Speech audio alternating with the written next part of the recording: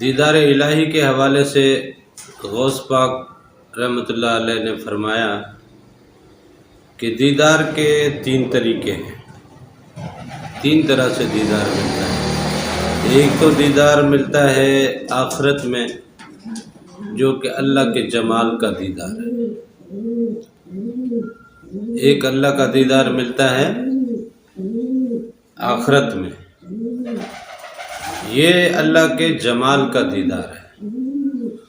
اور دوسرا دیدار اس دنیا میں ملتا ہے، وہ صفات الہی کا دیدار ہے، اللہ کی صفات کا دیدار ہے۔ یہ قلب کی بیداری سے ملتا ہے۔ قلب جب بیدار ہوتا ہے، پھر جب لطائف بیدار ہوتے ہیں، پھر آہستہ آہستہ جب لطیفہ انا بیدار ہوتا ہے، تو یہ جو ہے دوسرا طریقہ ہے جو اس دنیا میں دیدار مل جاتا ہے انسان کو۔ یہ طریقہ ہے قلب کی بیداری کا، اور یہ صفات الہی کا دیدار ہوتا ہے۔ اس میں صفات الہی کے دیدار کو ہی اللہ کا دیدار بھی کہا جاتا ہے۔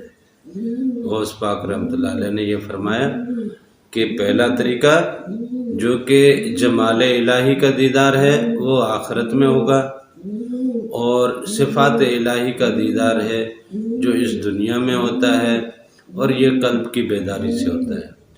اور تیسرا طریقہ یہ ہے، تیسرا جو ہے وہ انبیاء کرام نے دیدار کی درخواست کی ہے۔ تو انبیاء کرام نے جب دیدار کی درخواست کی ہے تو اس کا مطلب دیدار ہوتا ہے، تو انبیاء کرام نے بھی دیدار کی درخواست کی ہے۔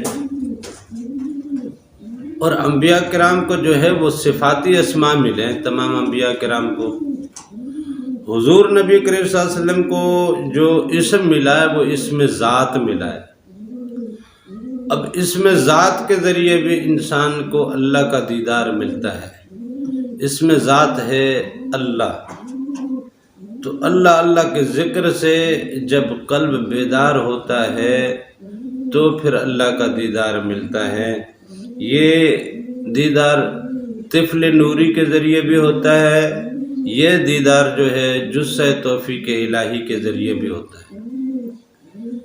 جزء توفیق الہی سے متعلق انشاءاللہ میں پھر آگے آپ کو سمجھاؤں گا کہ جزء توفیق الہی کیا ہے، اور طفل نوری کے حوالے سے آپ کو پہلے بتایا ہے۔ مزید انشاءاللہ اگلے کسی سیشن میں آپ کو طفل نوری اور جزء توفیق الہی یہ دونوں کے حوالے سے انشاءاللہ میں آپ کو پھر بتاؤں گا۔ تو ویسے تو طفل نوری کے حوالے سے آپ جانتے ہیں، میں پہلے بھی بتا چکا ہوں۔ باقی جزء توفیق الہی کیا ہے اور اس کے ذریعے دیدار کیسے ہوتا ہے، یہ بھی انشاءاللہ میں پھر اگلے کسی سیشن میں آپ کو بتاؤں گا۔ تو یہ جو دیدار ہے یہ حضور نبی کریم صلی اللہ علیہ وسلم کو اس میں ذات ملنے کی وجہ سے حضور پاک صلی اللہ علیہ وسلم کے امتی اس دیدار سے فیضیاب ہوتے ہیں۔ یہ دیدار حضور پاک صلی اللہ علیہ وسلم کے امتیوں کو نصیب ہوتا ہے، اور اسی وجہ سے انبیاء کرام نے حضور نبی کریم صلی اللہ علیہ وسلم کا امتی ہونے کی بھی دعا کی۔ مختلف انبیاء نے حضور پاک صلی اللہ علیہ وسلم کا امتی ہونے کی دعا جو کی ہے وہ اسی لیے کی ہے کہ حضور پاک صلی اللہ علیہ وسلم کو جو ہے وہ اسم ذات ملنے والا ہے۔ تو جب وہ حضور پاک صلی اللہ علیہ وسلم کو اسم ذات ملے گا تو اسم ذات کے ذریعے طفل نوری بھی ملے گا، جزء توفیق الہی بھی ملے گا، پھر یہ جب سب کچھ ملے گا تو اللہ تعالیٰ کا دیدار بھی ملے گا۔ حضور نبی کریم صلی اللہ علیہ وسلم کے امتیوں کو جب دیدار ملے گا تو ہم بھی حضور کے امتی بن کے اگر اٹھائے جائیں تو حضور اللہ تعالیٰ کا ہمیں دیدار ملے گا۔ تو یہ انبیاء کرام کی دعا سے بھی ثابت ہوتا ہے کہ اللہ تعالیٰ کا دیدار اس دنیا میں ہوتا ہے، اور اللہ تعالیٰ کا دیدار اس دنیا میں ملتا ہے۔ اسم ذات کے نور سے یہ دیدار پیدا ہوتا ہے۔ تو ہم اسی لیے آپ کو کہتے ہیں کہ اللہ کے اسم کا ذکر کیا کرے، اللہ اللہ سے اپنی زبانوں کو تر و تازہ رکھا کرے، اللہ اللہ کے ذکر سے اپنے قلب کو منور کرے، اپنے قلب کو جاری کریں، اپنے قلب کو بیدار کریں، اپنے قلب کو پرواز میں لے جائیں، اپنے باقی لطائف کو بھی بیدار کریں، اور ان کو بھی وہ پرواز ملے گی۔ جب وہ پرواز ملے گی، وہ جب اس دنیا تک جائیں گے، اپنی اپنی دنیا میں یہ جائیں گے، تو اللہ تعالیٰ کے مزید رموز اور اللہ تعالیٰ کے مزید اسرار جو ہے وہ اس کے اوپر منکشف ہوں گے۔ تو یوں بھی اللہ تعالیٰ کا دیدار اس طریقے سے بھی ہے کہ اللہ تعالیٰ کی باقی کائنات کا جو دیدار ہوگا، اللہ تعالیٰ کے کمالات کا جو دیدار ہوگا، وہ بھی اللہ کا دیدار ہی کہلاتا ہے۔ اور اس کے علاوہ ایک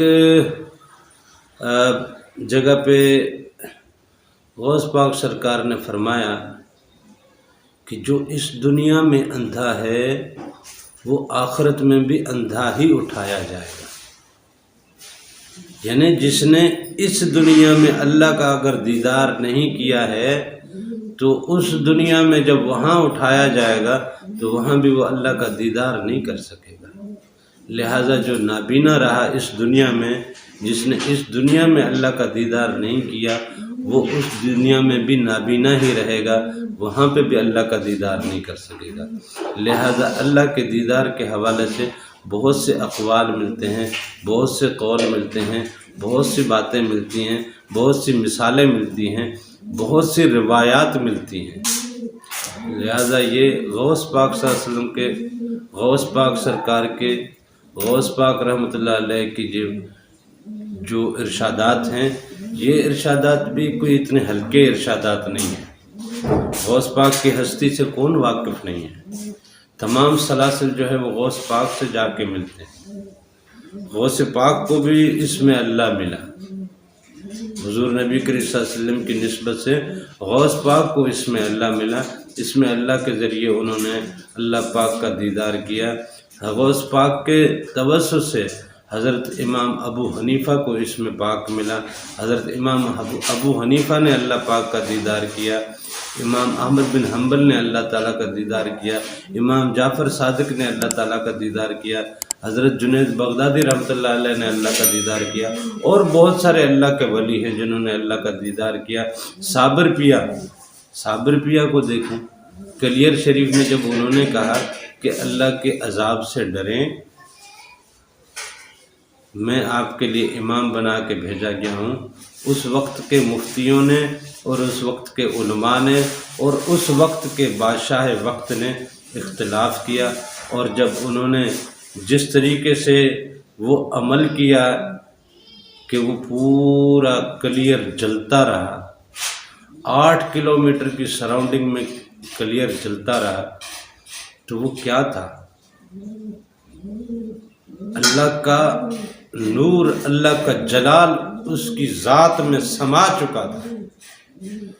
ان کی نظر آسمان کی طرف ہوتی تھی، ایک ہاتھ سے اس نے ٹہنی پکڑی ہوئی تھی، اور ایک ہاتھ جو دائیں ہاتھ کی انگلی ہے ان کی قلب کی جگہ پہ تھی، دل کے مقام پہ ان کے دائیں ہاتھ کی یہ شہادت کی انگلی دل کے مقام پہ تھی، اور ایک ہاتھ سے انہوں نے جناب ٹہنی پکڑی ہوئی تھی درخت کی، اور وہ کھڑے رہے وہیں پہ، اور پورا کلیر جلتا رہا، اور کتنا عرصہ جلتا رہا، کیا کچھ ہوتا رہا، یہ سب کچھ آپ کے سامنے ہے۔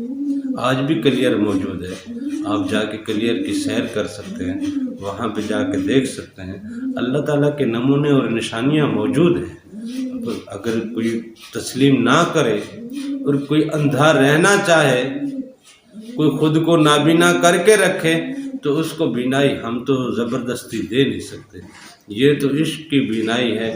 اب جسے عشق کی دولت نصیب ہوتی ہے اسی کو یہ بینائی نصیب ہوتی ہے، اسی کو یہ دیدار نصیب ہوتا ہے۔